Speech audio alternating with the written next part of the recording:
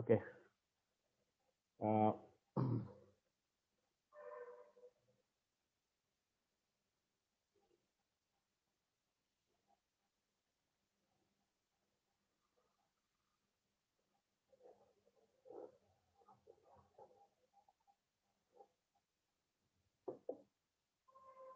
এখন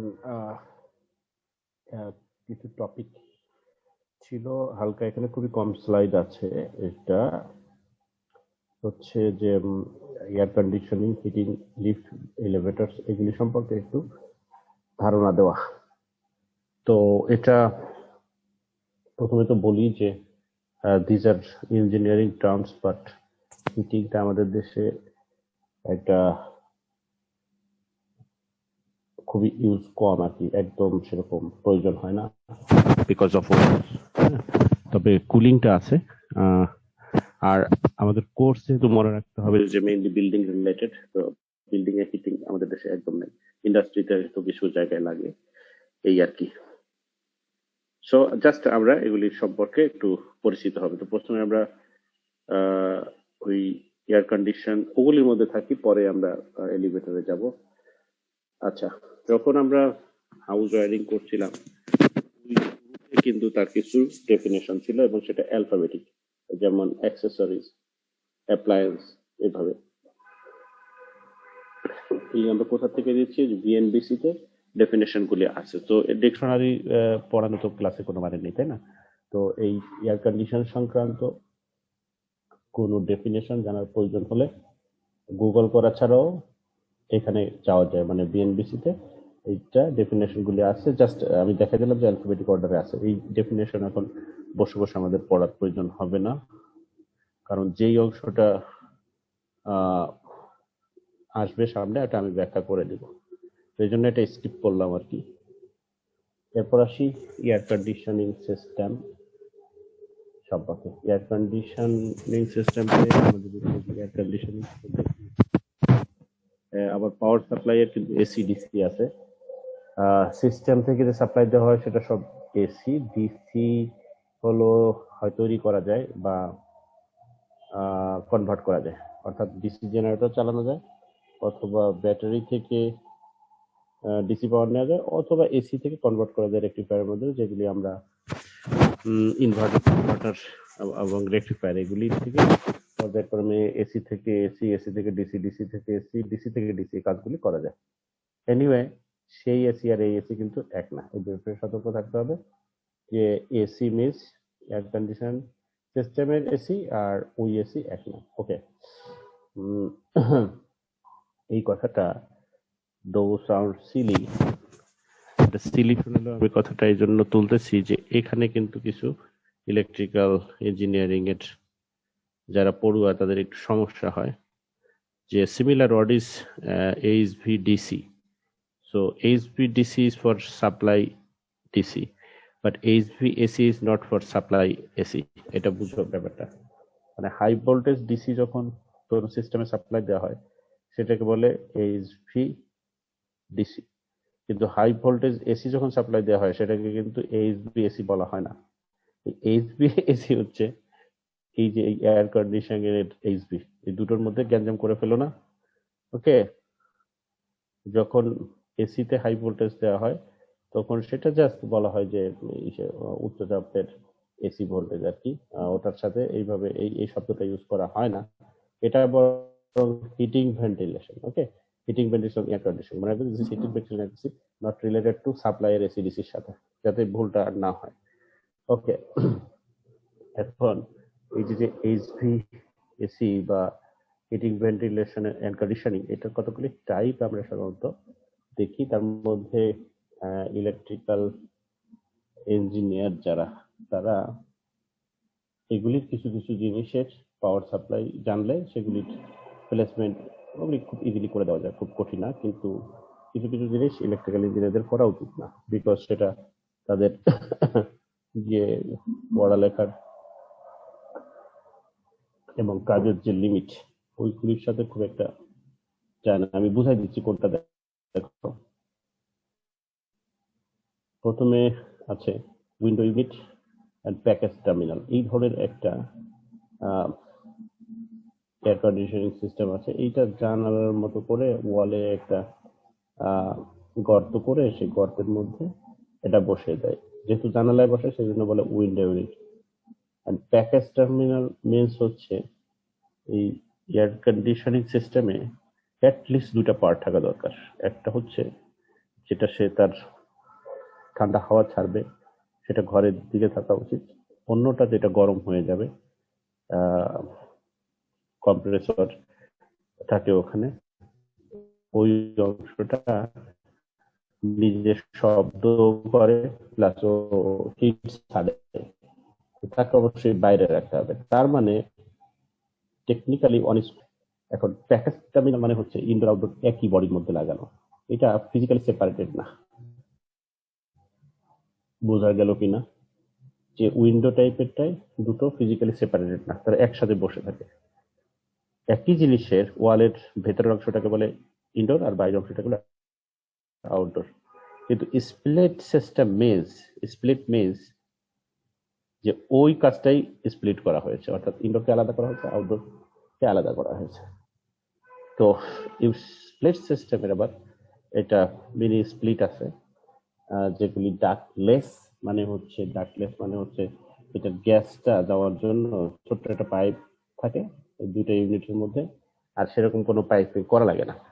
আর multi split সিস্টেমে হচ্ছে, যেটাকে অন্য নাম হচ্ছে বিআরএফ টাইপ, এটা হচ্ছে আবার কিছু পাইপিং কাজ করতে হয়, কারণ তার আউটডোর ইউনিট একটা হলেও ইনডোর ইউনিট অনেকগুলি থাকে। ওই আউটডোর ইউনিট থেকে ইনডোর ইউনিটগুলিতে কিছু পাইপিং ওয়ার্ক করে লাগাতে হয়। আর অন্যটা হলো সেন্ট্রাল। তো আসলে এই যে এই দিক থেকে শুরু করে এই পর্যন্ত এটা ইলেকট্রিক্যাল ইঞ্জিনিয়ারিং এর লোকজন এটার মধ্যে এই কাজটা করে দিতে পারে। এটা কঠিন না, চেহারা দেখলে বুঝবা। এইটার জন্য থার্মো ডাইনামিক্স ওগুলির এত বেশি বিষয় আশয় আছে যে সেটা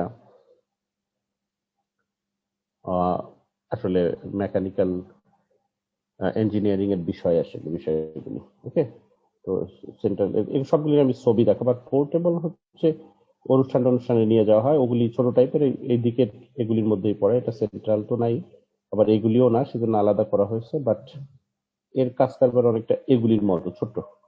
ঠিক আছে, আমরা ছবি দেখা শুরু করি। প্রথমে আসি window unit and package terminal. So বলছিলাম যে দিস ইজ নট ফিজিক্যালি একটা ডিটাচড। দেখো তাহলে এই যে একটা চারকোনা তো না, মানে একটা 6 তলের কিউব। এই কিউবটার এই যে এই অল বরাবর যদি আমি এরকম টানি, তাহলে এই দিকটা হচ্ছে ঠান্ডা, যেটা ঘরের মধ্যে আছে, যেটাকে আমরা বলছি যে ইনডোর ইউনিট। আর ওই বাইরে যেটা আছে সেটা হচ্ছে outdoor unit. So this is actually এদিকে কুলিং আর ওইদিকে হিটিং হয়। আমি বলছিলাম কম্প্রেসরটা বাইরের দিকে থাকবে। আসলে এই বরাবর ভাগ করে, এই যে এই বরাবর ভাগ করে যদি দুটো আলাদা করে ফেলা হয়, তাইলে এই যে এটাকে বলে ইনডোর ইউনিট, ওটা আউটডোর ইউনিট, তখন একটার সাথে আরেকটা পাইপ দিয়ে লাগিয়ে দেয়। এই মুহূর্তে কিন্তু তারা একই বডির মধ্যে আছে। হাউএভার ওই কম্প্রেসরটা কিন্তু আলাদা ইউনিট হলেও বাইরে থাকবে, আর এভাবে থাকলেও বাইরেই থাকবে। সো দেখো কম্প্রেসরটা বাইরে আছে। আমি একটু সাবধান করব যে এরকম কথা না বলা যে বাইরের দিকে কয়েল থাকে, আসলে কয়েল কিন্তু ভিতরের দিকেও থাকে। সো এটা যাতে না বলা হয়। অনেকে মনে করে যেহেতু স্প্লিটের ক্ষেত্রে ওই বাইরের ওটার মধ্যে তাকালে কিছু কয়েল টয়েল দেখতে পায়, তো ভাবতে পারে যে এই আউটডোর ইউনিট যেটা স্প্লিটেড, সে আউটডোর ইউনিটেই কয়েল থাকে আর ইনডোর ইউনিট থাকে না। নো, এই যে কয়েলটা মনে রাখতে হবে, এই কয়েলটা কিন্তু একটা কমপ্লিট সার্কিট। কয়েলটা কিন্তু একটা কমপ্লিট সার্কিট। ফারাকটা হচ্ছে যে আউটডোরের মধ্যে থাকে হচ্ছে ওটা গ্যাসিয়াস ফর্মে, আর ইনডোরে থাকে ওটা লিকুইড ফর্মে। That is the difference, nothing else. হ্যাঁ, এই কয়েলগুলির মধ্যে এটা লিকুইড ফর্মে থাকে, রুমের থেকে টেম্পারেচার নিয়ে সে দ্রুত হিট শোষণ করে অ্যাবজর্ব করে সে আসলে গ্যাসেস ফর্মে চলে যায়। তখন সে যে এইখানে চলে যায়। হ্যাঁ, এটা আসলে এই উল্টা দিকে দেখতে হবে, যে এই দিক দিয়ে আর কি, এই দিক দিয়ে, এই যে এই দিক দিয়ে ফ্লোটা হচ্ছে এই দিক দিয়ে, এদিক দিয়ে। আচ্ছা, কেন এই দিক দিয়ে বললাম যে এই যে যে এটা করে সে আসলে যে তখন যে গ্যাস হয়ে যাবে, সেই গ্যাসটা হলো হচ্ছে সেই যে এখানে এখানে হওয়ার পর সে এবার চলাচল করে সে হিট ছাড়বে, যেটা বাতাস সেই জন্য হট এয়ার ওইদিকে চলে যাবে। এরপর সে লিকুইড হবে কিন্তু এই কম্প্রেসরের চাপে, কাজে এই দিক দিয়ে যদি ফ্লো করে অসুবিধা আছে। কারণ এর গরম হয়ে তো কম্প্রেসরে যাবে না, বরং কম্প্রেসর থেকে বের হয়ে কাজে তুমি এই যে লাল নীল পাইপ যেগুলি দেখতেছো, এই পাইপের মধ্যে যদি তুমি যে আমরা যেটাকে বলি যে রেফ্রিজারেন্ট, এই রেফ্রিজারেন্ট গ্যাসের ফ্লো দেখো, এখানে আমি কোনো অ্যারো দেখছি না, anyway but it is quite logical যে অ্যারোটা হবে এরকম। ওকে, কম্প্রেসর থেকে শুরু করো, প্রথমে সে এটাকে লিকুইড করে দিল, লিকুইডে যে এটার মধ্যে আসলো, এভাবে ঘুরে ঘুরে ঘুরে ঘুরে কয়েলের মধ্যে দিয়ে যাওয়ার সময় সে ইনডোর ইউনিট থেকে হিট এক্সচেঞ্জ করে রুমের টেম্পারেচার নিয়ে সে গ্যাস হয়ে যাবে, গ্যাস হয়ে ওইদিকে গ্যাসটা পাস হয়ে গেল, পাস হয়ে এখন এই গ্যাসটা বাইরের এয়ারে বাতাস ছেড়ে দিবে, আই মিন হিট ছেড়ে দিবে, তো বাইরে আমি হট এয়ার পাবো। ছাড়ার পর সে তো ন্যাচারালি লিকুইড হইতে অনেক সময় লাগবে, কারণ বাইরে তো হাওয়া তো গরম, এই হাওয়া গরমের মধ্যে সে যদি বসে থাকে, এটার মধ্যে যদি হাওয়া গরমের মধ্যে যদি বসে থাকে, তাহলে ন্যাচারালি ঠান্ডা হয়ে পরে এখানে আসতে তার কয়েকদিন লেগে যাবে। কয়েকদিন তো না, মানে 24 ঘন্টা সাইকেলের মধ্যেই কোনো এক সময় সে ঠান্ডা হবে, তো তখন তার এসি হবে না এটা। তবে এটাকে চাচ্ছি দ্রুত কাজ করাই, করে এটাকে ঠান্ডা করে ফেলে, এই কাজের জন্যই এই যে কম্প্রেসরটা, সে তাড়াতাড়ি চাপ দিয়ে তাকে লিকুইড করে দেবে, এই আর কি। এই so coil is there also, the coil is called cooling coil and this is coil condenser coil. Okay, এই যে হচ্ছে ফারাক। এনিওয়ে আর বোধহয় বোঝার দরকার নাই, বাকি জিনিসগুলি দেখে নিতে পারো।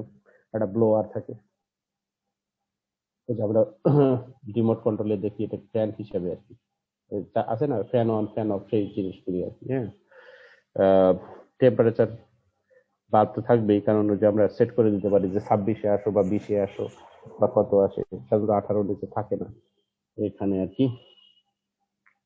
এক্সপানশন বাল্ব বলতে বোঝায় যে এই যে এইখান থেকে একটা নির্দিষ্ট প্রেসার উঠে গেলে এই লিকুইডটা যেহেতু হিট হচ্ছে, সে প্রেসারাইজ হবে, তখনই শুধু ওইদিকে যেতে পারে, আর ফিরতে পারে না, ব্যাক করতে পারে না, সেজন্য এটার নাম এক্সপানশন বাল্ব। ওইদিকে গেলে তার ভলিউম বেড়ে যায়। Outdoor unit, hot air, fan, ওই ফ্যান, এটাকে আসলে ব্লোয়ার বলতেছে, মানে আসলে এটাও একটা ফ্যান এটাও একটা ফ্যান। তো ওইটা তো বুঝো যে এখান থেকে তাড়াতাড়ি আর কি গরম বাতাসে সরিয়ে দেয়, এটা হলো ওর কাজ। কিন্তু এই দিকেরটা যে আমরা ভিতরে একটা ফ্যানের হাওয়া পাই, সেই ফ্যানটা এটাকে আমরা এখানে ব্লোয়ার বলি আর কি। আহ, এই গেল মোটামুটি। ওকে, এগুলি পরেরটা আসতেছে, মানে এই যে উইন্ডো টাইপটা তো দেখলেই, অনেকে এগুলি ব্যবহার এখন অনেক কমে গেছে। এটা হচ্ছে mini split type. Mini split টাইপের এই যে যে উপরে ছবিটা দেখতেছো, এটা আমরা ইনডোর ইউনিট বলি। এই যে এটার মধ্যে তাইলে ওই জিনিসগুলি আছে, একটা একটা করে যদি বলো তাহলে ওইটার সাথে মিলালে, তাহলে এখানে অবশ্যই কুলিং কয়েল আছে, এর মধ্যে কুলিং কয়েল আছে, আর এখানে অবশ্যই তাহলে তোমার ব্লোয়ার আছে, যেটাকে আমরা রিমোটে ফ্যান বলেই জানি আর কি। তো ওখানে ফ্যান আর ব্লোয়ার বলছে কেন? ওই যে বললাম বাইরেরটাকে ফ্যান বলতেছে, ভিতরটাকে ব্লোয়ার বলতেছে,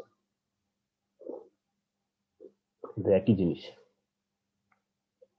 তারপরে যথারীতি একদিকে থাকবে কম্প্রেসর থেকে একটা পাইপ আসবে, অন্যদিকে থাকবে তোমার হচ্ছে এক্সপানশন বাল্ব। কম্প্রেসর যে এন্ড দিয়ে কয়েলে ঢুকবে, কম্প্রেসর থেকে কয়েল শুরু হইলো, কয়েলের শেষে আছে এক্সপানশন বাল্ব, সে একই নিয়মে কাজ করবে।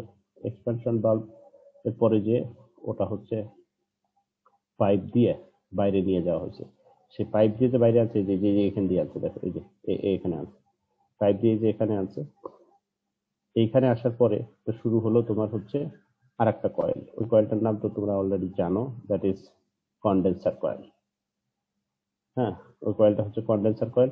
কন্ডেন্সার কয়েল এটার মধ্যে ঘোরানো আছে, আর ওই যে ফ্যানটা দেখতে পাচ্ছ, এই ফ্যানটার কাজ হচ্ছে হট এয়ারকে এখান থেকে সরিয়ে দেওয়া, এটা না থাকলে আরো দেরি হবে। তারপর ঘুরে ঘুরে ঘুরে ঘুরে তারপরে কয়েলটা শেষ হয়েছে কোথায়? এটা শেষ হয়েছে তোমার হচ্ছে কম্প্রেসরে, যে ওইটা কম্প্রেসরে শেষ হয়েছে। এখানে দেখো যতই তুমি এরকম দেখবা স্প্লিটের এই যে আউটডোর ইউনিটে এরকম এরকম একাধিক পাইপই থাকে, আসলে একটার মধ্যে দিয়ে আসছে ওই পাইপটা, যে এক্সপানশন বাল্ব থেকে যে পাইপটা কন্ডেন্সার পাইপ হিসেবে এটার মধ্যে ঢুকছে, আর অন্যটা দিয়ে আসলে দেখি তোমরা একটু বুঝো কিনা বলতো। অন্যটার মধ্যে আসলে কি আছে বলতো? Hello, hello, no response, no response. জানি না আসলে। জানো না? অন্যটার মধ্যে আছে বিদ্যুৎ। বাইরের ইউনিটটা তো আলাদা করে পাওয়ার সাপ্লাই দিয়ে চালাতে হবে, কিভাবে চলবে? এই যে বাইরের ইউনিটটার বিদ্যুৎটা ভিতর থেকেই পায়, এই জিনিসটা মনে রেখো। তুমি ভিতরে তো দেখো এসির একটা তার থাকে এবং সুইচ থাকে। বাইরেরটা সুইচ কোথায়? বাইরেরটার আলাদা কোনো সুইচ থাকে না, ভিতরেরটা সুইচ দিলেই ওখানে একটা তারের মাধ্যমে বাইরে পাওয়ার আসে। এই যে সেটা একটা, আর অন্যটা দিয়ে আসছে ওই লিকুইডটা, এবং এখানে গ্যাস ফর্মে আসছে আর কি। আমরা যেটাকে এসির গ্যাস বলি সেটাই, যে এসির গ্যাস বলি সেটাই এটার মধ্যে থাকে। তবে এটা কিন্তু কন্টিনিউয়াস সাইকেল। হ্যাঁ, কম্প্রেসরের পর থেকে গ্যাস, আর এক্সপানশনের, সরি, কম্প্রেসরের পরের থেকে লিকুইড, ভেতরটা লিকুইড, তারপরে এক্সপানশন বাল্বের পর থেকে গ্যাস। ওকে,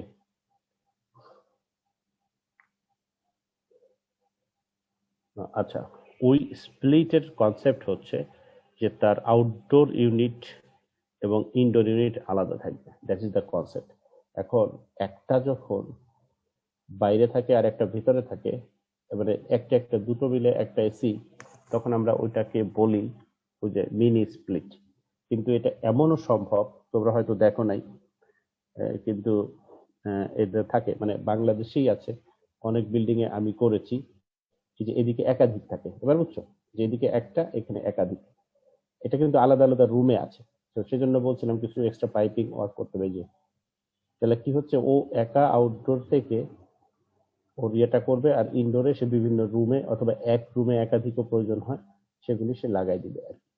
কিন্তু same mechanism, this is split mechanism, this is not called central AC. মানে তার মানে তোমরা একটা নতুন জিনিস জানলা, যে কোনো একটা বিল্ডিং এ যদি 20টা রুমে 20টা ইউনিট থাকে আর বাইরের দিকে একটা ইউনিট থাকে, ওরকম হলেই কিন্তু তাকে সেন্ট্রাল এসি বলে না। হ্যাঁ, এটা হচ্ছে বি আর এফ। কারণ ওই সিলার ফিলার একটা বিষয় থাকে, ওগুলি এখানে নাই আর কি। সেন্ট্রাল এসিতে ওগুলি লাগে। এই জন্য দেখো এই কাজটা ওটার মতোই আর কি, মানে একটা একটা হলে আমি মিনি বলতাম, আর এটা হলো মাল্টি, যার নাম হচ্ছে বিআরএফ টাইপ। তো দেখতেছো তাহলে আসলে পাইপিং কাজটা আসলে কি করতে হবে। তো এটা একটু সহজতর কাজ। প্রথম কাজটা করতে হয় যে টোটাল এসি লোডটা কত ক্যালকুলেট করতে হয়। সেটা খুব বেশি থার্মোডাইনামিক্স লাগে না, এখন অনেক অ্যাপস ট্যাপস আছে, ক্যালকুলেশন করে ফেলা যায় রুমের ডাইমেনশন দিয়ে, রুমের ওপেনিং দিয়ে, তারপরে রুমে ওরিয়েন্টেশন, নর্থ কোথায়, সাউথ কোথায়, এগুলি কিছু তত্ত্ব আছে, দিয়ে এসি লোড বের করে ফেলা যায়। তারপর যে রুমে যত লোড লাগবে সেই মানের ইনডোর ইউনিট দিতে হবে, তার চেয়ে একটু বেশি দিতে হয় আসলে, যা আসে, এবং সেগুলিকে যোগ করে তাদের সামের সমান আউটডোর ইউনিট দিতে হয়। এবং ইনডোর ইউনিট থেকে আউটডোর ইউনিটে পাইপিং যখন করা হয়, এই পাইপ ছোট হবে, এই পাইপ ছোট হবে, এটা তার চেয়ে একটু বড় হবে, এটা ছোট হবে, এটা তার চেয়ে একটু বড় হবে, এটা মানে এই চারটাই এদের নিজেদের সাইজ অনুযায়ী হবে। কিন্তু এগুলির সাথে যেহেতু যেহেতু এই দুইটার করছে, তার মানে ইলেকট্রিক্যাল ওয়ারিং তোমরা যেভাবে করছিলা, একটা ছোট তার জোড়া লাগার পর বড় তার, সেরকম আর কি। এদিকে আস্তে আস্তে পাইপ বড় হবে, এই পাইপটা বেশি বড় হবে, এগুলি আবার ছোট হবে। এটা একই, এখানে আবার পাইপের পরিধি, আই মিন ব্যাস বড় হবে, এটা আরো বড়, এটা আরো বড় হবে, এই দুইটার চেয়েও এটা বড় হবে। তার মানে এই যে যে কত ইঞ্চি ডায়ামিটার হবে, এগুলি একটু ক্যালকুলেশনের বিষয় আছে। এটা কিন্তু মেকানিক্যাল ডিসিপ্লিন এগুলি খুব ভালো করে শেখানো হয়, কারণ দিস ইজ ফ্লুইডের বিষয়, যে ফ্লুইডের ভলিউম কত এবং কত মিনিটে কত ফ্লো দরকার। সো সেইভাবে পাইপের হিসাবটা হয়।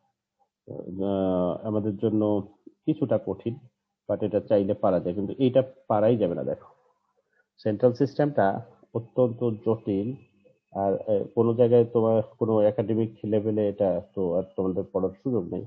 তো এইগুলির মধ্যে আহ, অযথাই চেষ্টা করে, মানে জাস্ট দেখে রাখো, জাস্ট ধারণা যে দেখো এখানে তোমার ভেতরের অংশগুলি থেকে নানা রকম, এই যে এরকম ডাক তৈরি করা হয়, দেখছো ডাক্ট, এই যে এবং ওখানে হচ্ছে পাইপ, এখানে হচ্ছে বড় বড় ডাক। এই জন্য তোমার যদি ব্যাক করি, আমরা ব্যাক করলে দেখবা একটা জায়গায় কিন্তু ডাকলেস বলছিলাম, সেটা খেয়াল আছে কিনা দেখো। এই যে ডাকলেস বলছিলাম, মিনি স্পিরিটে কোনো ডাক থাকে না, মিনি স্পিরিটে ডাক থাকে না। আবার দেখাই, এই ভেতরের দিকে এটা আছে, সেটা হয়তো এই যে এটা টাইলস এর যে চাল দেখতেছো, এটা খুব মানে গরিব গারাব ভাবার দরকার নাই। বিষয় হলো যে এই ধরনের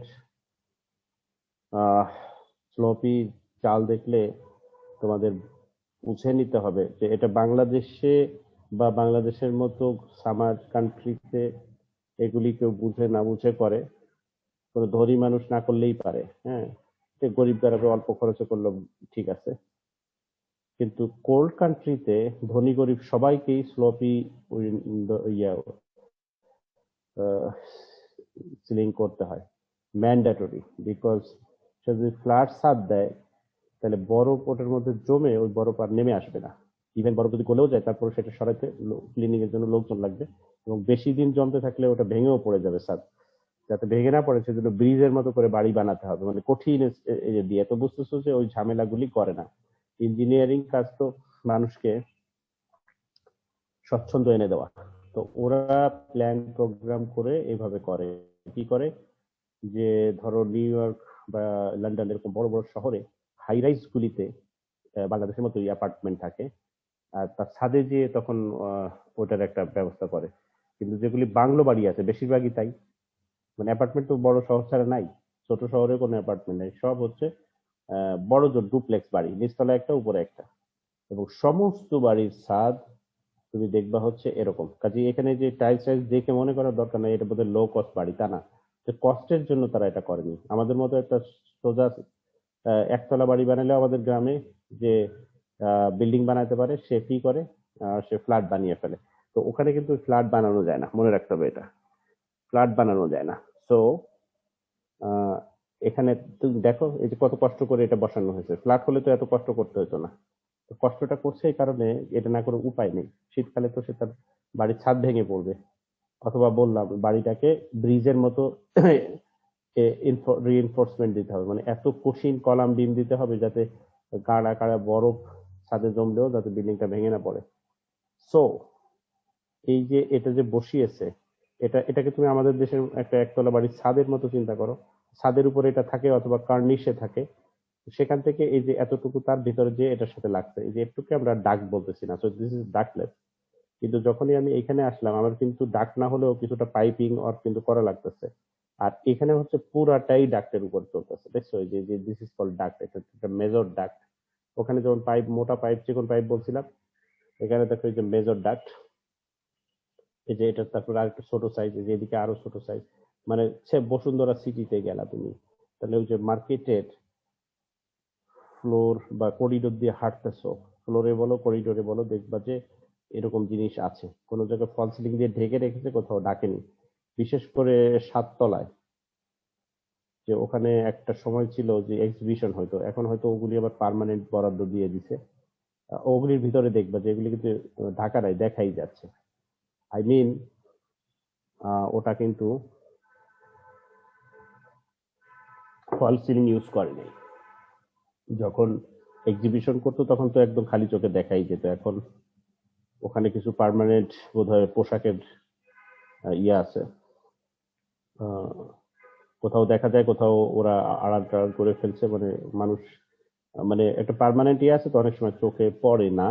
যে এক সময় পুরো ফ্লোর ফাঁকা ছিল, ফাঁকা ছিল, ওখানে কিছুদিন পর পর এক্সিবিশন হয়তো, মানে কতগুলি লোকজন উদ্যোগ নিয়ে হয়তো কিছু পণ্য টন্যর একটা এরকম করতো। তো এরকম আরো যত আছে, যমুনা ফিউচার পার্ক আছে, যেখানে যাবে তুমি, ছোটখাটোর মধ্যে রাইফেল সীমান্ত স্কোয়ারে যাও, যেখানে যাও তুমি দেখবা this is called central AC, not VRF. আর স্প্লিট তো প্রশ্নই আসে না। ওকে, তো সেজন্য আমরা বলি যে সেন্ট্রালের ক্ষেত্রে যে আর আমাদের কাজ করার দরকার নেই। যেমন কিনা ইলেকট্রিক্যালের কোনো কাজ টুকটাক হলে একটা তার টেনে সুইচ দিয়ে দাও, ওখানে একটা পাম্প করুক, এটা মেকানিক্যালরা করে ফেলবে। কিন্তু আরো বড় জিনিস হলে যেখানে ইলেকট্রিক্যালের অনেক জ্ঞান বুদ্ধি খাটাতে হয়, ওটা তো আর সেটা ওরা করবে না। প্রত্যেকের নিজস্ব একটা ইয়ে থাকে, সেজন্য সেন্ট্রাল এসির মধ্যে আমাদের আর কাকে চিলার বলে কাকে ওগুলি আর আমরা যাচ্ছি না, বুঝছো? জাস্ট মানে তুমি ক্লাসিফিকেশনটা বুঝে রাখলা, এই আর কি। বিভিন্ন বিল্ডিং এর বিভিন্ন জায়গায় একটা সেন্ট্রাল জায়গা থেকে এরকম ডাক্টিং করে করে করে করে কঠিন কাজ, তো ওরা এটা করে আর কি। সাইজ কত হবে, ইয়ে কত হবে, সেগুলি তারা পারে। ওকে, লাস্ট থাকলো পোর্টেবল। নিশ্চয়ই তোমরা এগুলি দেখেছো। অনুষ্ঠান হলে স্টেজে তুলে দেয়, বা কোনো রুমে বা হল রুমে পার্মানেন্টলি এসি করা নাই, কিন্তু একটা জরুরি সেখানে কিছু একটা প্রোগ্রাম হবে, তখন এগুলি নিয়ে লাগিয়ে দেওয়া হয়। যাই হোক, এই ছিল আমাদের মোটামুটি এসি সিস্টেম। এইটা গেল। এখন সাধারণত কি কি পার্টস লাগে একটু নাম শুনে রাখতে পারো। যেমন আমরা এটা কিন্তু সেন্ট্রালের কথা বলছি, বাকিগুলি তো দেখলাম ইনডোর আউটডোর ইউনিট আর পাইপ, এছাড়া তো আর ওখানে কিছু নাই। সেন্ট্রালের ক্ষেত্রে লাগে একটা থাকে সেন্ট্রাল এয়ার কন্ডিশন প্ল্যান্ট, লাগে একটা একটা এয়ার কুল চিলার। বলছিলাম দেখো, ওই আগে কিন্তু এই টার্মটা আসে, কিন্তু এইসব জায়গায় চিলার ফিলার লাগবে। তো এয়ার হ্যান্ডেলিং ইউনিট থাকে এটা, আর পাইপ বা শ্যাফট থাকে, আর সাপ্লাই এয়ার ডাক্ট থাকে, রিটার্ন এয়ার ডাক্ট থাকে, আর হচ্ছে কুলিং টাওয়ার থাকে। কুলিং টাওয়ার অবশ্য না থাকলেও চলে, বিকল্প আছে। আহ, আমরা আমাদের স্পিরিটের সাথে যদি মিলাই, কুলিং টাওয়ারটা কোনটা, ওই যে বাইরে যেটা কন্ডেন্সারের পাইপ ওরকম আর কি, মানে ওই গরম রেফ্রিজারেন্টটা ওখানে যে ঠান্ডা হয়ে ফিরে আসবে আর কি। হ্যাঁ, এটা আর কি।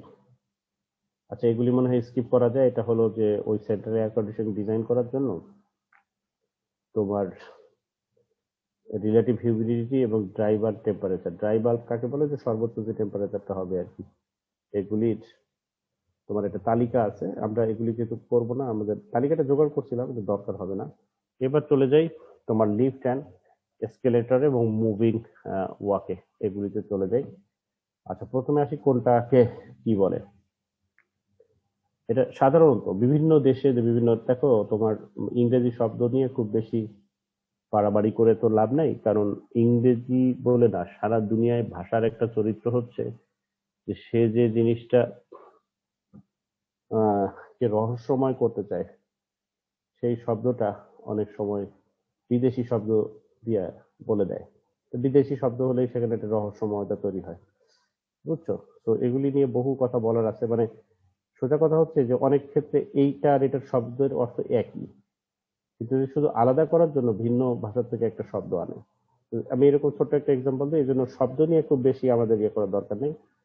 যেমন ইংলিশে তোমাকে যদি আমি বলি যে কমেডিয়ান শব্দটার অর্থ কি, তুমি অবশ্যই বলবা যে হাস্যরস করে সে হচ্ছে কমেডিয়ান। কিন্তু ফ্রেঞ্চ ভাষায় তো এটার মানেই অভিনেতা, যে সিরিয়াস অভিনয় করে, একটু পরে ফাঁসি নিয়ে মানে তাকে মনে করো সে হচ্ছে নায়ক, আর তাকে হচ্ছে হয়তো আহ মানে অ অ কি না বলে, যে অন্যায় ভাবে হয়তো ফাঁসিতে ঝুলাই মেরে ফেলা হবে, এবং জনগণ সেটা নিয়ে অনেক কান্নাকাটি করবে, সিরিয়াস জিনিস। কিন্তু ওই সিনেমার ক্রেডিট লাইনে কিন্তু ওর পরিচয় হচ্ছে কমেডিয়ান, মানে হচ্ছে অভিনেতা। ওকে, তারপরে ইংলিশে চিকিৎসকদের বলে ডক্টর, এটা আমরা সবাই জানি। ফ্রেঞ্চটা তো মেডিসিন, উচ্চারণ একটু আলাদা, আমি তোমাদের বোঝার জন্য বলতেছি। মানে ডাক্তারদের বলে তারা ওষুধ। মানে ওই ভিন্ন ভাষার শব্দ সবসময় রহস্যময়। আমি বলছি না যে ওটার উচ্চারণ মেডিসিন, তোমাদের বোঝানোর জন্য বলতেছি। উচ্চারণ কি তোমরা দেখে নিও। কিন্তু এই যে তারা যে ওষুধ বেচে, এই ওইটা বাংলা শব্দ জানার জন্য যারা ওষুধের কারবার করে আর কি, এরকম আর কি। তো অনেক শব্দ এরকম আছে। তো কি বলছিলাম, যে লিফট যেরকম অর্থ বোঝায়, এই এসকেলেটর অনেকটা একই রকম শব্দ বোঝায়। কিন্তু আমরা এখন কোন শব্দটা কোত্থেকে কিভাবে আসছে এগুলির ঝামেলার মধ্যে না যে আমরা বলি যে ইংলিশে এই তিনটা জিনিস দিয়ে ভিন্ন ভিন্ন তিনটা জিনিস বোঝায়। সেই তিনটা কি? প্রথমে আসো, যে এটা ভার্টিক্যালি যেটা ওঠানামা করে সেটাকে বলে লিফট। আর র্যাম্প অবস্থায় যে যেটা দিয়ে চলাচল করে ওটাকে বলে স্কেলেটর। র্যাম্প অবস্থায় মানে হচ্ছে যে বুঝতেছো তো, এইভাবে এইভাবে এইভাবে এইভাবে চলে গেল। ওকে, আহ অনেক জায়গায় আছে। সম্ভবত আমি যতদূর জানি বাংলাদেশে প্রথম এই স্কেলেটরটা বসে হচ্ছে, সেই মার্কেটটা এখন আর নাম তো শোনাই যায় না, অনেকে খুঁজেও হয়তো পাবে না। সেটা হচ্ছে মৌচাক মার্কেট বলে আর কি, ওই মগবাজার থেকে ওইদিকে খিলগাঁও না কি বলে ওটাকে, ওইদিকে যাওয়ার জন্য মাঝখানে একটা জায়গা আছে না মৌচাক, সেখানে একটা মার্কেটে প্রথম এসকেলেটর বসায়। আচ্ছা, তো এখন তো এসকেলেটর কি তোমরা জানো যে একটা সিঁড়ির চলন্ত সিঁড়ি বলে অনেকে আর কি। এখন মুভিং অফ ওয়াক কি, মুভিং ওয়াক আসলে এটাই, কিন্তু র্যাম্প না, এটা সোজা এরকম এরকম, মানে এরকম এরকম করে একতলা থেকে দোতলা না, যে একতলা দিয়েই চলতে থাকে মুভিং ওয়াক। ওকে, তাহলে ফারাকটা বুঝলা, এটা হলো ভার্টিক্যালি, এটা হচ্ছে র্যাম্প, আর এটা হচ্ছে হরাইজন্টালি চলাচলের জিনিস। এত কথা এই জন্য বললাম, এই লিফটের আরেক নাম কিন্তু এলিভেটর। বুঝছো, কথাটা এখানে লিখি নাই, কিন্তু একই অর্থ বোঝায় আর কি। কিন্তু এখানে তিনটা জিনিস বুঝাইছি, তিনটা ভিন্ন দিকে গতিবিধি বোঝানোর জন্য। মুভিং ওয়াক কি জন্য দরকার, যেহেতু হরাইজন্টালি আছে, এটা আসলে সেরকম দরকার নাই, খুব একটা নাই আমাদের দেশে।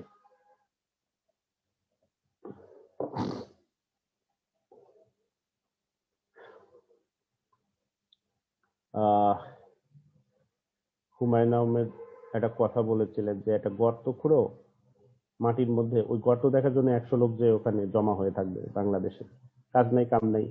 যেখানে কাজ নাই কাম নাই সেখানে এই মুভিং অফ দিয়ে কি করবে? এমনি তো আমরা খাই দাই গল্প করি ঘুমাই এরকম আর কি, মুভিং অফ দিয়ে কি করবে? সিমিলার টোন নে ইন্ডিয়ান কিছু স্ট্যান্ড আপ কমেডিয়ান কমেডি করে আমি দেখলাম। কমেডিটা হচ্ছে এরকম যে ইন্ডিয়ায় তোমার হচ্ছে বুলেট ট্রেন বসতেছে জাপানের আর্থিক সহায়তায়।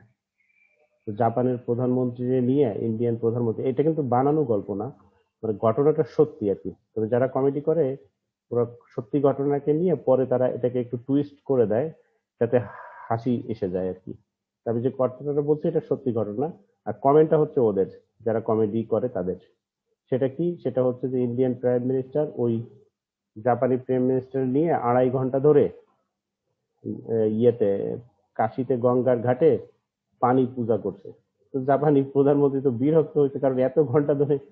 তখন সে বলছে, এটা হয়তো বলেনি, পরের অংশটা হয়তো ভদ্রতা করে বলেনি, এটা হলো কমেডি, যে যেখানে পানি পূজার জন্য এরকম 3-4 ঘন্টা নষ্ট করার সময় আপনাদের আছে, ওই দেশে বুলেট ট্রেন বসে করবেনটা কি? এখানে তো এনিওয়ে, কাজের কথায় আসি। এই জন্য মুভিং ওয়ার্ক আমাদের দেশে বেশি দেখা যায় না, কিন্তু এগুলি আসলে এয়ারপোর্টে থাকে। এয়ারপোর্টে থাকে এগুলি, কি হয় ওটার মধ্যে হাঁটা যায়।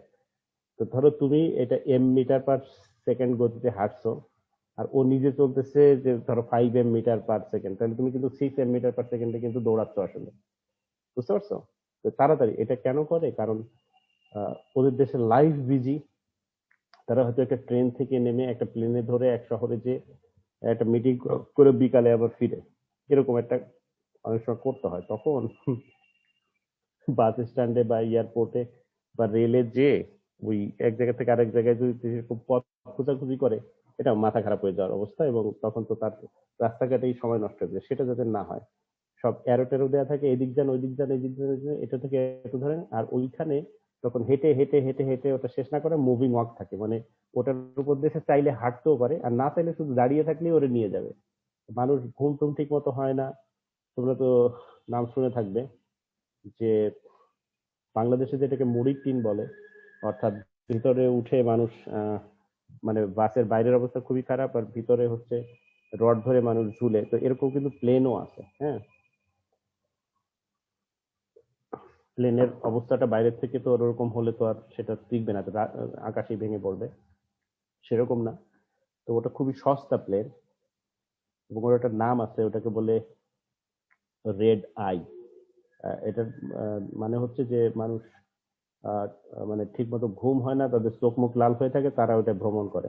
ওটাও কিন্তু এই মুভিং আওয়ার্সের সাথে রিলেটেড, মানে দেখা গেল যে সকাল 5টায় সে উঠছে, তারপরে দৌড়াইছে দৌড়াইছে মুভিং আওয়ার দিয়ে দৌড়াইছে, তারপরে ট্রেনে করে, তারপরে প্লেনে যে রাত 12টার পরে হোটেলে থাকলে বিশাল খরচ, আবার সে হয়তো বাড়িতে ফিরে আসতেছে।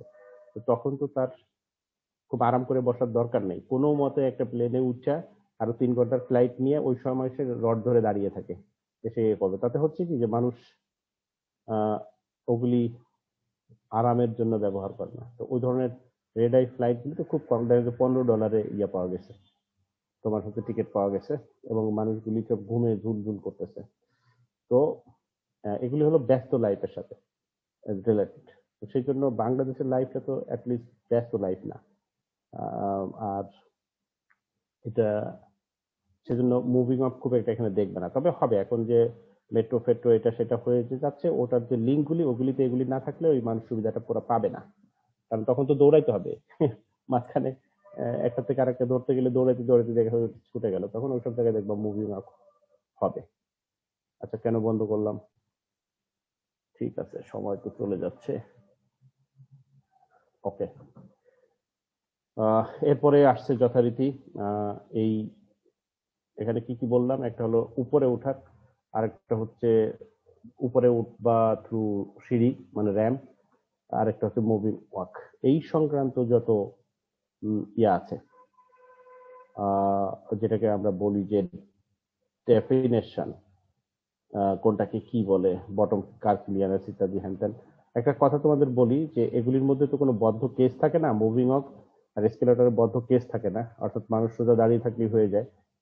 এখানে তোমরা বুঝো যে লিফটে তো তোমরা জানো যে একটা বদ্ধ কেস থাকে, অর্থাৎ একটা ঘরের মতো থাকে, ভিতরে গেলে সেখানে দরজা বন্ধ হয়ে যায়। ওই জিনিসটাকে কিন্তু কার বলে, কার বলে। সেই জন্য যে bottom car clearance, bottom car run by, এইগুলি রান বাইটা এগুলি যা আসতেছে এগুলি আসলে কার রিলেটেড। সো কারটা কিন্তু যে ক্যাপসুলটা আর কি, যেটার মধ্যে মানুষ বসে দাঁড়িয়ে থাকে আর কি, এই আর কি।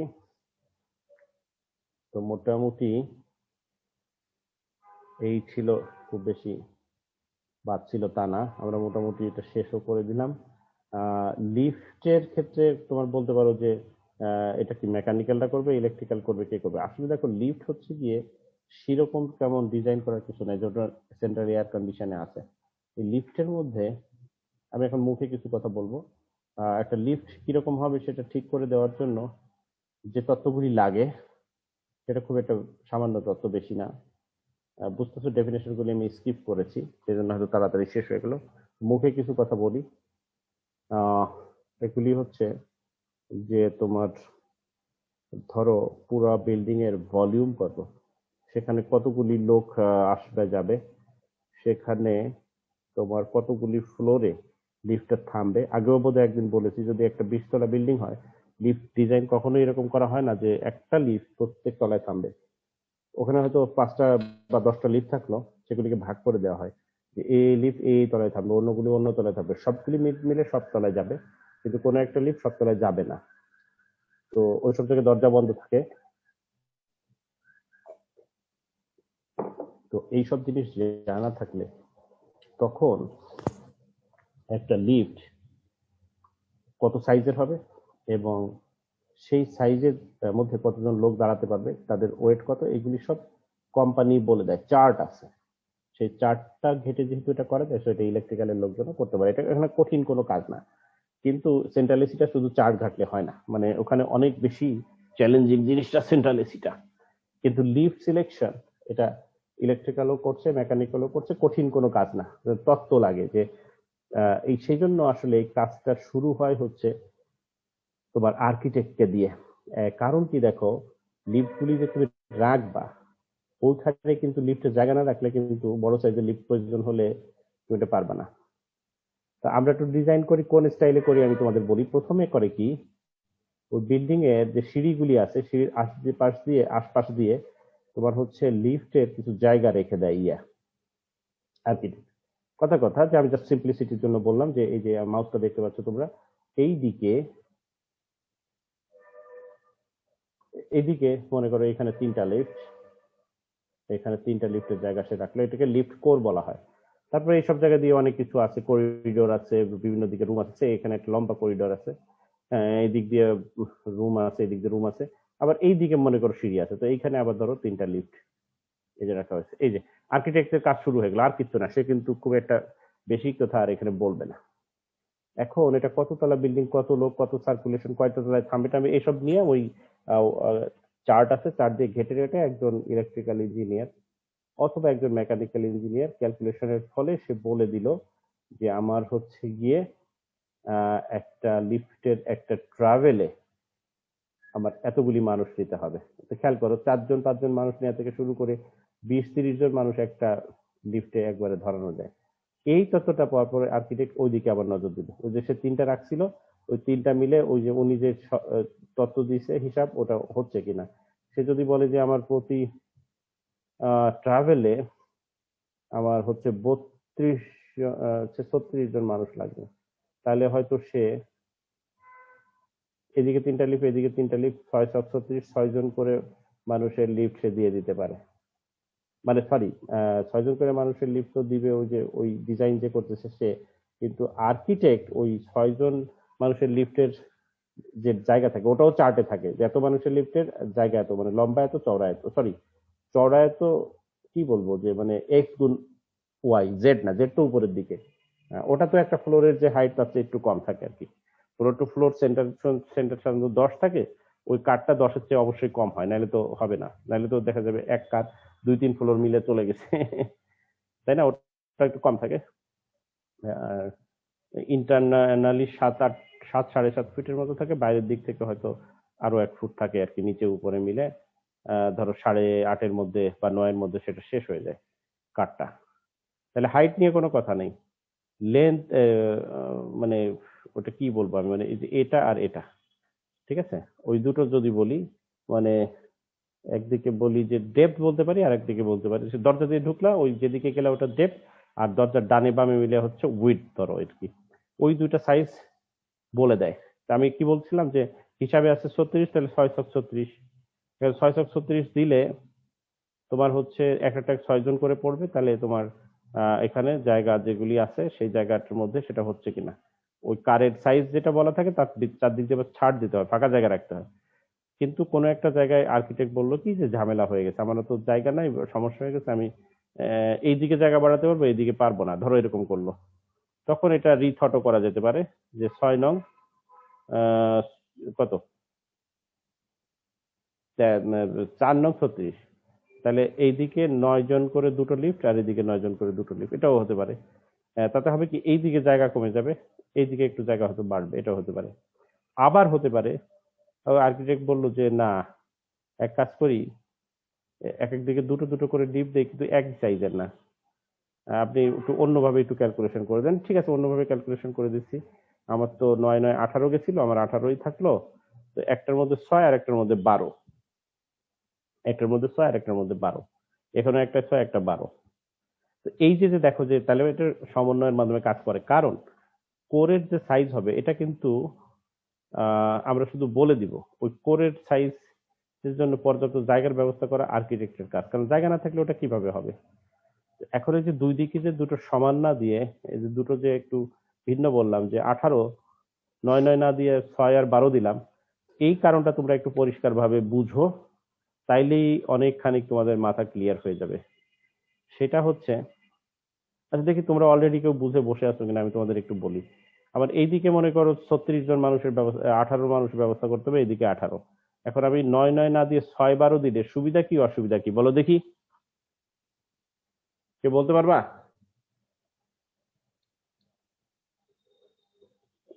হুম,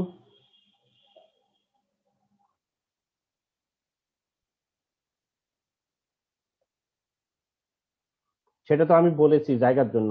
আর এমনি লিফট হিসেবে দুইটা লিফট একই দেওয়া আবার দুইটা লিফট ভিন্ন দেওয়া, এটার কোনো অ্যাডভান্টেজ বা ডিসঅ্যাডভান্টেজ আছে কিনা, ওটার কোনো কিছু আছে কি?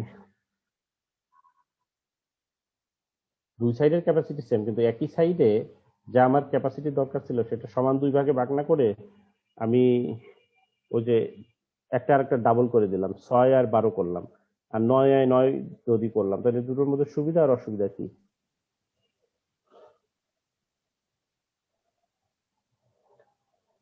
তোমরা যে বাসায় থাকো, লিফট আছে এরকম কে কে আছো?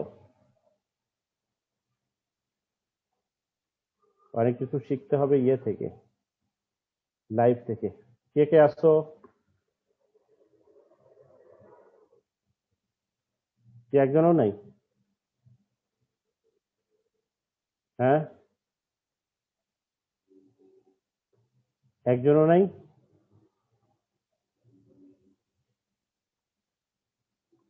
হ্যালো, হ্যালো, এই সব মনে হয় ঘুমাচ্ছে নাকি সকালবেলা এর হয়ে? জি স্যার। আছে, লিফট আছে? না, লিফট নাই। আচ্ছা, তো কেন আমি এটা জিজ্ঞেস করছি দেখো, কারণ ওখানে তোমার এটা না থাকলে এই সমস্যাটা তুমি কখনো বুঝবে না। আচ্ছা, মনে করো একটা লোক ভয়ঙ্কর অসুস্থ বা মারা গেছে, এই লোকটাকে তুমি আহ উপরের কোনো একটা ফ্লোর থেকে নিচে আনার যে সমস্যা, এটা তুমি ওখানে থাকলে বুঝতে পারবা যে কিভাবে সমস্যাটা হয়। Exactly, exactly, exactly. এবং এটা যে এত সিরিয়াস ইস্যু যে তুমি বিশ্বাস করবে না যে বুয়েটের যে রেসিডেন্সিয়াল গুলি আছে এগুলো বেশি হাইট না, তো ওগুলিতে কোনো লিফট নাই। হাইট ছোট সমস্যাও হয় না, কিন্তু একটাই টাওয়ার বানিয়েছে, তার মধ্যে লিফটও আছে, কিন্তু ওটা তো মাসাল্লাহ আমাদের দিয়ে তো করায়নি আর কি। মানে ওই যে বললাম আহ যে তখন কোনো নীতিমালাই ছিল না। মানে ধরো আমাকে কাজটা করতে বললো, আমি কেন করব, কারণ যে বছরের পর বছর আমি খাটবো, কোনো ইয়ে নাই। তো পরে কোনো এক সময় ইয়ে হয়েছে যে এখানকার টিচারটা করলেও সে তার কনসালটেন্সি ফি পাবে, এই নিয়ম করার পরে এখন কিছু কিছু বিল্ডিং হচ্ছে, দেখো বিল্ডিং গুলির টাকা, ইভেন এই যে আমাদের ইসি বিল্ডিং ও এইভাবে করে না, এই নীতি হওয়ার আগে করা। এটাও অন্য জায়গা থেকে করায় আনছে, কি অবস্থা দেখো, দূর অবস্থা। কিন্তু দেখো লেডিস হলে যে বললাম যে আমি করেছি, দেখো লেডিস হলে যে এখন দেখা যায় পলাশী বাজারে আসলে হলটা দেখবো, মাথাটা দেখা যায়, দেখো কত সুন্দর হয়েছে। এরকম আরো চারটা পাঁচটা বিল্ডিং এর ডিজাইন করে জমা দেওয়া আছে, কোনোটার কাজ চলতেছে, কোনোটা ভবিষ্যতে হবে, এগুলি ইয়ে হবে। এনিওয়ে, কি করছে, তার কিন্তু লিফট কিন্তু তিনখানা, তার মধ্যে একটা এখনো বসেই নাই, বাকি দুটো একই সাইজের, এবং এই সমস্যা হয়। বুঝছো, এটা শুধু এইখানে না, এটা এটা তো যে নীতিমালার মধ্যে নাই সেজন্য বুঝে নেই তা না, মানে আসলে তো এখানকার লোক দিয়ে করাই নাই। কোত্থেকে কোত্থেকে কাকে দিয়ে করাইছে তোমার তৎকালীন ভাইস চ্যান্সেলর জানে। কারণ এগুলি তো ওই যে তোমরাও আসো ইউনিভার্সিটি জানো, ভাইস চ্যান্সেলর সিস্টেম, মানে ওনার হাতেই সবকিছু, উনি যদি কাউকে কাজে লাগায় লাগলো, না লাগলে নাই, এটা কোনো জবাবদিহিতা নাই, আর ভালো মন্দ ইয়ে নাই আর কি। তো যেটা হচ্ছে যে তোমার বুঝছো তো সমস্যাটা, মানে এটা এই যে যে তোমাকে যে অংশটা দেখাইলাম বিএনবিসি, এটা ওখানেই কিন্তু এইসব ব্যাপার আছে। ওটাকে বলে যে তোমার একটা ওই যে ট্রলি, হ্যাঁ, অসুস্থ রোগীকে বের করার জন্য, ওটাকে বেড বলে আর কি, হ্যাঁ, বেড লিফট বলে, ওরকম একটা জিনিস যাতে ঢুকে, সেরকম একটা অ্যাটলিস্ট একটা থাকা উচিত হাই রাইজ বিল্ডিং এ। অন্যগুলি ছোট সাইজের হলে সমস্যা নেই। হুম। তো বুঝলা তো যে সমস্যাটা কোথায়? সমস্যা হচ্ছে তোমার তখন তাকে নিয়ে টানাটানি করার সমস্যা, এইটা যাতে না হয় সেই জন্য একটা বড় থাকা দরকার বেড। এবং এই যে বেড লিফট বলবা, তার সাইজ কত, সেটা কিভাবে হিসাব করে, এগুলিও কিন্তু যে রিলেভেন্ট ডকুমেন্ট সেখানে আছে, অর্থাৎ কিনা তোমার হচ্ছে বিএনবিসি তে আছে, তারপরে এইটা যেখানে চারকোনা লিফট এর দাম কত কিনতে পাওয়া যায়, যেসব তথ্য যেখানে আছে ওখানে ওটাও আছে। কিন্তু যিনি এই কাম করতেছেন উনি আর কি, মানে যদি ওস্তাদ লোক না হয় তাহলেই সমস্যা। মানে জ্ঞান তো সব জায়গায় ছড়িয়ে আছে, তোমাকে সেটা না মানে ঘাটাঘাটি করতে হবে। মানে করছে, ইয়ে হয়েছে, ওগুলি যেটা রিকোয়ারমেন্ট আছে জানেই না, করে ফেলছে। এখন তুমি বলতে পারো আপনারা কি করছেন, ব্যাপারটা হলো যে এইসব বিল্ডিং ফিল্ডিং যখন হয় তখন অনুমোদন দেওয়ার কর্তৃপক্ষ যেহেতু ভাইস চ্যান্সেলর, উনি যদি কোনো কমিটি করে তাদের সামনে যদি জিনিসগুলি প্লেস না করে, তাহলে তো আর আর হয়ে যাওয়ার পরে তুমি জানবা, তার আগে তো জানার কথা না। তুমি এখানে চাকরি করো, সব কিছু কি তোমাকে জানাই জানাই করবে? ওটা তো একটা প্রশাসন আছে। তারপর তারা যখন কমিটি করে দিবে, কমিটিগুলির কাছে যদি সেটা প্লেস হয়, দেন শুধু এটা দেখার সুযোগ আছে।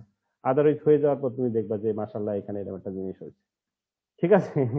এনিওয়ে, তো তাহলে বুঝলা যে বিষয়টা হলো ওইরকম, যে ওই প্রয়োজনে দুটো সমান না দিয়ে দুটোকে ভিন্ন দেওয়ারও অনেক প্রয়োজন হয়। এছাড়া আরো লিফট থাকে, যে কমার্শিয়াল বিল্ডিং হলে সেখানে তোমার মালামাল উঠানোর জন্য কার্গো লিফট লাগে, যেটা লোকজন ইউজ করবে না। তো এরকম আরো বিষয় টিষয় আছে। তো এনিওয়ে, তোমরা তো এখন বাড়ির ডিজাইনটা তোমাদের একটা দেখিয়েছি, তো ওখানে সারাংশ হচ্ছে যে তাহলে জায়গাটা একটু বলে দিতে হয়। তো সেটা তোমাদের প্রজেক্ট সাবমিশনে ওটা দরকার নাই। জায়গাটা কেন বলে দিতে হয়, যে ওই যে বললাম আমার 4 জন যাবে না, 6 জন যাবে না, 10 জন যাবে, ওই কাজটা আর্কিটেক্ট করে না, ওই তোমার হচ্ছে যে ইলেকট্রিক্যাল বা মেকানিক্যাল যে কাজটা করতেছে সেই কিন্তু বিল্ডিং এর সার্কুলেশন এটা সেটা কয়তলা কোথায় কি করে দেয়, তখন আর্কিটেক্ট ওটা পাওয়ার পরে সে ওই জায়গাটার ব্যবস্থা করা যাবে কিনা সেটা তখন সে করে, না করলে আলাপ আলোচনা করে, তখন একটু কম বেশি করে জায়গাটা বের করে নিতে হয়। এই সব যে প্রসেস এটা অনেকটা নিগোসিয়েশন প্রসেসের মতো, মানে একবার এ বলে এরকম দেন, তখন ও বলে না এটা তো হচ্ছে না, এরকম করা যায় কিনা, বা ওটা বিকল্প করা যায় না, ওই করা যায় কিনা, এরকম হয়, হয়ে দাঁড়ায়। এখন তোমরা আপাতত তোমাদের এই ডিজাইনটা তোমরা জমা দেবে, এখানে তোমাদের যা দরকার সেটা হচ্ছে যে there is a lift, now we need to power supply the lift. মোটরের ক্ষেত্রেও তাই, ওটা ইলেকট্রিক্যাল করবে না মেকানিক্যাল করবে, ছোটখাটো মোটর যেগুলি আছে সব ইলেকট্রিক্যালি পারে। বড় বড় মোটর আছে, মনে করো যে কথার কথা যে পাওয়ার প্ল্যান্টে ইউজ করে, তারপরে ইরিগেশন প্রজেক্টে ইউজ করে, বিশাল হর্স পাওয়ারের, দিন রাত চলে, ওরকম হলে সেখানে পানির অনেক কঠিন কঠিন হিসাব আছে, ওগুলি ওরা করে। কিন্তু কথার কথা তুমি যে বাড়িতে মোটর লাগাবা যেগুলি তোমার পাম্পিং করে ওই যে মানুষের চাহিদা মিটাবে পানি দিয়ে, এগুলি কোনোদিন শুনছো যে তোমার এগুলির জন্য বাড়িতে আবার একজন মেকানিক্যাল ইঞ্জিনিয়ার ডেকেছে না, ইলেকট্রিক্যালের কাজ যে করে সেই বলে দেবে এত হর্স পাওয়ার এত হয়ে গেছে কাজ শেষ। বুঝছো, মানে ছোট খাটো ব্যাপার তো এগুলি, এগুলি সব মানে মেকানিক্যালের যা সামান্য ব্যাপার সেটা ইলেকট্রিক্যাল নিজেরা করে ফেলবে। আর বড় সড়ো হলে তাদের ডাকবে। একইভাবে মেকানিক্যাল প্রজেক্টে ছোটখাটো ইলেকট্রিক্যাল হলে একটা সুইচ দিয়ে দুটো বাতি জ্বালাতে, ওটা কিন্তু ইলেকট্রিক্যালের লোকজন ডাকে না। বুঝছো? এনিওয়ে, তো এখন তোমাদের তাহলে দরকার ছিল কি যে লিফটে কত কিলোওয়াট বা হর্স পাওয়ার দিচ্ছে, হর্স পাওয়ার যদি জানা থাকে এনাফ, তুমি ওটাকে 0.746 দিয়ে গুণ করলেই কিলোওয়াট হয়ে যাবে। কিলোওয়াট, এত কিলোওয়াটের লিফট, তখন তো তুমি জানো যে এটা কারেন্ট বার করতে হবে, ওটার জন্য তার সবই তো আছে তোমাদের কাছে, মানে কত কারেন্ট হলে কোন তার সে চার্টই তো দিয়ে দিয়েছি না। সো আমার মনে হয় যে এই দিক থেকে চিন্তা করলে আমরা শেষ করতে পারি, বিকজ আমি তো বললাম যে লিফট পাম্পের একটা কিলোওয়াট জানা থাকলেই হয় আর কি। ওকে, তাহলে আমাদের তোমরা বাড়ির ডিজাইনটা অনেকবার দেখেছি, ধরো কমপ্লিট হয়ে গেছে ধরে নিলাম, নেক্সট মঙ্গলবারে তোমাদের এই প্রজেক্টের উপরে ফাইনাল ভাইবা হবে, মানে আমি তোমাদের প্রত্যেক গ্রুপের সাথে বসবো, তার আগে সমস্ত ফাইনাল ডিজাইন জমা হওয়া চাই।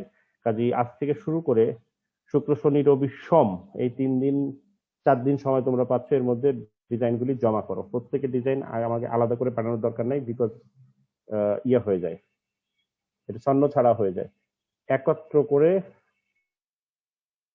এটাকে কি বলে যে জিপ করে তারপরে এক ফোল্ডারে পাঠাতে হবে, ওখান থেকে আমি সব গ্রুপগুলি নিয়ে নিব, যেটা আগে নিয়েছিলাম অ্যাসাইনমেন্টের ক্ষেত্রে, ওইভাবে জমা দিয়ে দাও।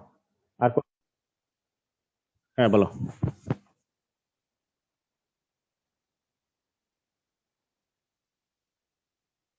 হুম,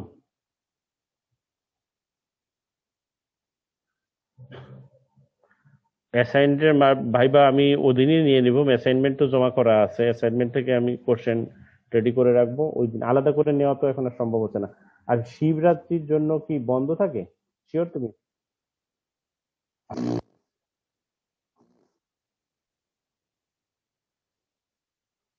ক্যালেন্ডার যদি থাকে তাহলে তো হচ্ছেই, তবে বুয়েটে তো ওই দিন এমনিই বন্ধ, এই জন্য এই কনফ্লিক্টটা এখানে হচ্ছে না, বাট অন্যান্য বছর নিশ্চয়ই বৃহস্পতিবারে পড়ে না, তবে এরকম বন্ধ আমি শুনছি কিনা, আমি আমি এখানে হয়।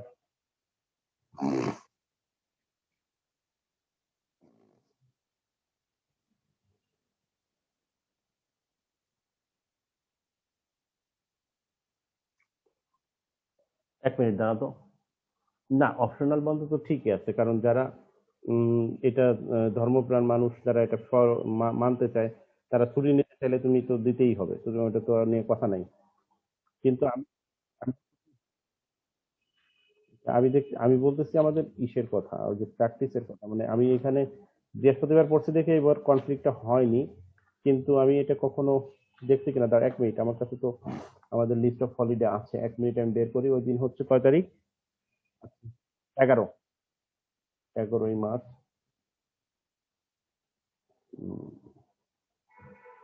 যা ভাবছিলাম এত বছর দেখি না, সেটা কি করে হবে, এখানে নাই ওইটা। এই যে 21শে ফেব্রুয়ারির পরে পরের ছুটি হচ্ছে 12ই মার্চ, মানে সব বোল্ড করে দেওয়া আছে, 21-এর পরে 12 মার্চের মাঝখানে কোনো বন্ধ নেই। মানে থাকলে এই জিনিসটা কোনো না কোনো সময় তো আমার চোখে পড়তো, এটা নাই, ওই দিনটা বন্ধ নাই। এনিওয়ে, তো তোমাদের যখন ক্যালেন্ডারে এটা বন্ধ আছে, তো বন্ধ তো বন্ধই, তো ওই দিনই দুটো ভাইবা নিয়ে নেবো, সমস্যা নেই। সবগুলো মানে কি, এক গ্রুপকে থামিয়ে তো দুটোই নিয়ে নিব।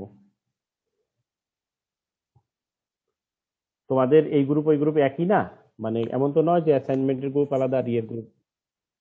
হুম হুম হুম। ওকে, আর কোনো কোশ্চেন থাকলে করো, নাহলে থ্যাংক ইউ।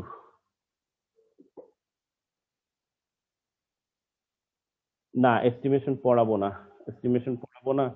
কারণ হচ্ছে তোমার এস্টিমেশনটা আসলে একটু কঠিন কঠিন, মানে তোমার হচ্ছে ওই যে ডিজাইন, একটা কমপ্লিট ডিজাইন নিয়ে বসতে হয়, ঠেকায় রাখছি কেন বুঝো না, মানে কমপ্লিট ডিজাইন নিয়ে তারপর এস্টিমেটটা করতে হয়, ফাঁকে ফুকে করা যায় না, বুঝছো। আর যদি বলো যে তাহলে কি, আমি তোমার আইডিয়া দিচ্ছি, তাহলে এটা হচ্ছে যে ধরো কমপ্লিট ডিজাইন হয়ে গেল, তারপর এস্টিমেট মানে হলো গোনা যে তোমার এই ফ্লোরে। ওকে, ঠিক আছে, দেখাই দিচ্ছি। হ্যাঁ, ঠিক আছে, দেখাই দিচ্ছি। দাঁড়াও, এই যে এখানে খোলা যাবে। না না, প্রজেক্টে এটা এস্টিমেশন তো একটা থিওরিটিক্যাল বিষয়, এটা এখানে অ্যাড করা যাবে না। অ্যাড করা যাবে না তা না, কেউ চাইলে করলে করলে আছে, ঠিক আছে, এখানে একটু দেখা দিচ্ছি, estimation, building regulation, code end standard. দেখো এই যে পরের তিনটা জিনিস আমাদের ইন্ট্রোডাক্টরি লেকচারই বলছি, আবার বলার দরকার নাই, শুধু একটু কি বাকি, দেখতে পাচ্ছ না? আচ্ছা, এই হ্যাঁ, ঠিক আছে। হ্যাঁ, বলছি এখানে কি কি টপিক আছে দেখো, estimation, building regulation, codes and standard. Building regulation, codes and স্ট্যান্ডার্ডের এগুলির নাম ধাম ওই যে দেখবা যে ইন্ট্রোডাকশন ক্লাসে কিছু বলা হয়েছে, বাকি আছে শুধু এস্টিমেশন। আমি বলি, এই যে বলি যে ওই যে দেশের একটা আছে, ওটা একটা রেগুলেশন। তারপরে কোর্স হচ্ছে বিএসটি। হ্যাঁ, আমাদের দেশে এগুলি তো অত বেশি ডেভেলপ হয়নি, দুটো বই এ যাবত বেরোলো, তো এটা মোটামুটি ভালো নজর পড়েছে এটার দিকে। বিল্ডিং রেগুলেশনটা আধ খাসরা হয়ে আছে, এটা তেমন একটা ইয়ে হয় না, আর স্ট্যান্ডার্ড হলে একেবারেই খারাপ অবস্থা। সেই কারণে আমরা আমাদের বাইরের স্ট্যান্ডার্ড ইউজ করি, যেমন ধরো আমেরিকান স্ট্যান্ডার্ড, তারপরে ইলেকট্রিক্যালের ক্ষেত্রে আইইসি। আইইসি মানে ইন্টারন্যাশনাল ইলেকট্রোটেকনিক্যাল কমিশন, ইউরোপে যেটা ব্যবহৃত হয়, এবং আসলে সারা পৃথিবীতে ওটাই সবচেয়ে বেশি ব্যবহৃত হয় ইলেকট্রিক্যাল স্ট্যান্ডার্ডের ক্ষেত্রে। তারপরে এই ছাড়া আছে তোমার ওই যে ব্রিটিশ স্ট্যান্ডার্ড, জার্মান স্ট্যান্ডার্ড, এগুলি আছে। তার মানে পরের তিনটা জিনিস দেখবা যে তুমি একদম শুরুতে দেখবা যে ওখানে কিছু বলেছে, এস্টিমেটটা বাকি থাকলে এখানে একটু দেখি, এস্টিমেটের প্রসেস দেখো। আহ, আচ্ছা, তো এখানে অবশ্যই স্কিপ করে যাব। তো এখানে আসো প্রথমে, যে যে দেখো ইউনিট মেজারমেন্ট, তোমাকে এই যে কিন্তু বললাম যে তোমার প্রথমে ইউনিটে আসো, তুমি ধরো তুমি কমপ্লিট ডিজাইন দিলা, তারপরে একটা ফ্লোরে আসলা, রুম ওয়াইজ তুমি খোঁজা শুরু করলা যে এখানে কয়টা বাতি আছে, কয়টা ফ্যান আছে, বুঝতে পারছো? দিস ইজ এস্টিমেশন শুরু হয়ে গেল কিন্তু। এখন আমি তোমাদের যেই টেকনিকে এটা শিখাইছি, এইটা এস্টিমেট করতে খুব সুবিধা। কিভাবে শিখাইছি বলছি, যে তুমি একটা লাইট নিয়ে এল দিয়ে তার পাশে একটা নাম্বার দাও, এটা বলছি কিনা বলো? এক্স্যাক্টলি হয়ে যাবে, কিন্তু তুমি বাজারে প্রচলিত ইভেন বড় বড় রিয়েল এস্টেট কোম্পানিরও তোমার হচ্ছে এই প্রফেশনাল ডিজাইনে যাও, অনেক জায়গায় ওটা থাকে না। কেউ দেয় না সেটা বলবো না, কিন্তু অনেক জায়গায় ওটা থাকে না, কারণ তারা ওইভাবে প্র্যাকটিসই করেনি। এবং আসলে তারা এটা করে না কারণ এস্টিমেট করে হয়তো আবার আরেকজন, বুঝছো। তারা একটা ডিজাইন করে দিয়ে দেয়, এস্টিমেটের সাথে যেহেতু টেন্ডার জড়িত, দেখা যায় সরকারি অফিসের লোকজন করে, তো তারা ভাবে কি আমরা নাম্বার বসে এনে কি করব, বুঝছো। কিন্তু আমাদের হচ্ছে গিয়ে একই সাথে দুই কাজ অনেক সময় করা লাগে, কি জন্য? ওই যে সরকারি অফিসের টেন্ডারের এই স্পেসিফিকেশন বিওকে সব বানিয়ে দেই, তো আমরা তো বানানোর জন্য তো ওই একই জিনিসটা আবার গুনতে হয়।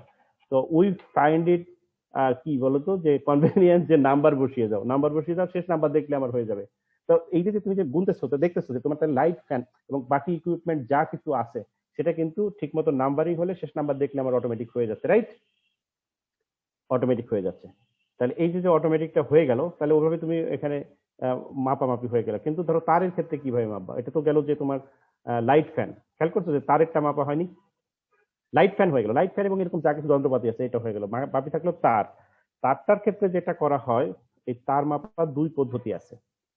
ওয়ান পদ্ধতি ইজ যেটাকে বললে পয়েন্ট সিস্টেম।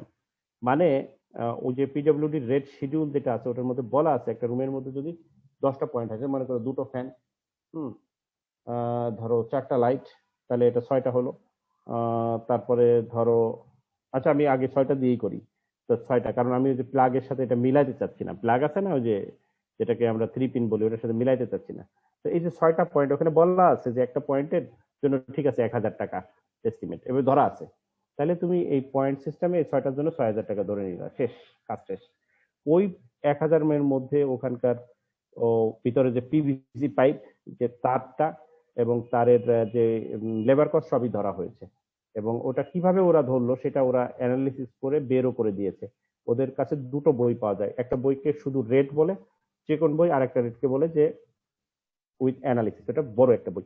কারো যদি কোনো সন্দেহ থাকে কিভাবে ধরলো, লেবার কস্ট কত ধরছে, তারের দাম কত, সব ওখানে আছে। তবে এই পদ্ধতিটা খুব বেশি ভালো না। কেন ভালো না দেখো, এটা ভালো না হচ্ছে যে সুইচ বোর্ডের কাছে মনে করো যে লাইটটা, সেই লাইটটা কিন্তু তার কম লাগছে একদম কাছে, আর একদম দূরের যেটা সেটা কিন্তু অনেক দূরে। সবগুলির দাম যে তুমি এবারে যে 10 টাকা মানে 1000 টাকা ধরতেছো, এটা হচ্ছে যেই লোকটা এস্টিমেট করবে তার জন্য সুবিধা হয়ে গেছে, সে পয়েন্ট লাইট ফ্যান গুনে ফেলছে, সে দাম ঠিক করে দিছে। কিন্তু যে কন্ট্রাক্টর, তার এটা 12টাও বেজে যেতে পারে, আবার সে লাটেও উঠতে পারে।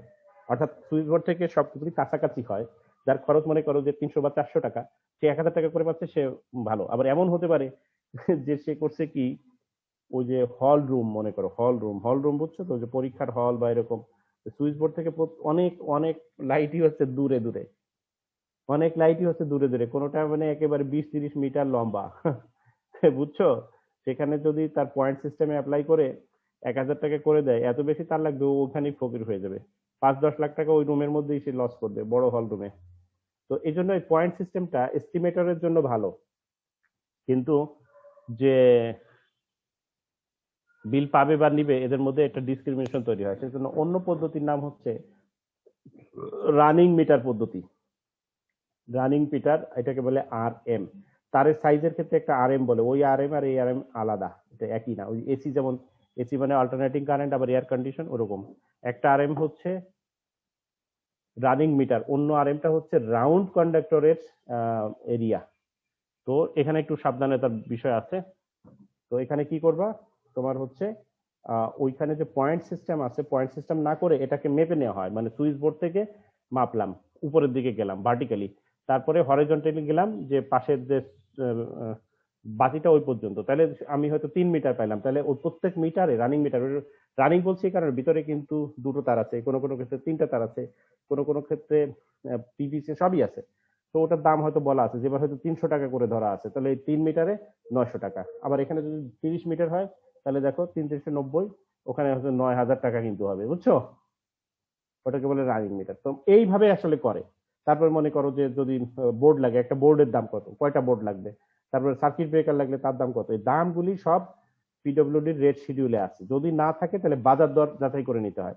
এই হচ্ছে তোমার এস্টিমেটের আসলে মাহাত্ম্য। ঠিক আছে, থ্যাংক ইউ। হ্যাঁ, ওকে, ঠিক আছে,